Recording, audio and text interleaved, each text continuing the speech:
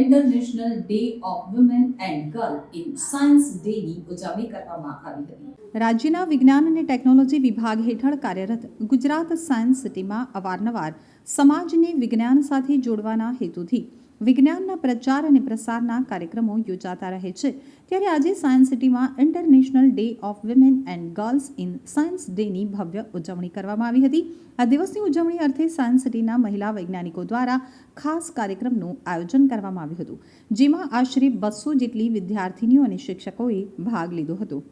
નમસ્તે, મારું નામ પટેલ ધાની બિપિનચંદ્ર છે અને હું મહેસાણા જિલ્લાના ઉનાવા ગામમાંથી ઉનાવા પ્રાઇમરી સ્કૂલમાંથી આવી છું। હું આજે સાયન્સ સિટીની મુલાકાતે આવી છું અને આ સાયન્સ સિટીમાં એક પ્રોગ્રામ હતો જેનું નામ છે international day four women's and girls in science. એટલે આમાં અમને એટલી બધી મહિલાઓ વિશે જાણકારી આપી, જેવી રીતે Sunita Williams, Kalpana Chawla, Indira Gandhi, mother Teresa, એ બધા વિશે મને જે વાતની ખબર ન હતી એ વાતની પણ મને ખબર પડી ગઈ અને આ જે બધું કહેવાય ને મારા જનરલ નોલેજનો એક પાર્ટ બની ગયો છે। તેથી હું સાયન્સ સિટીના દરેક સ્ટાફનો આભાર માનું છું। So thank you to all of you. કાર્યક્રમ અંતર્ગત સહભાગીઓને જુદા જુદા ક્ષેત્રમાં ખ્યાતનામ મહિલાઓ અંગે વિસ્તૃતમાં જાણકારી આપવામાં આવી હતી, તેમજ તેઓની કારકિર્દી અંગેના સંઘર્ષ તથા સિદ્ધિઓ વિશે માર્ગદર્શન પૂરું પાડવામાં આવ્યું હતું। આ ઉપરાંત બાળકોને મનોરંજન અર્થે સાયન્સ આધારિત ક્વિઝ રમાડી તેઓને પ્રોત્સાહન રૂપે ઇનામ પણ આપવામાં આવ્યા હતા।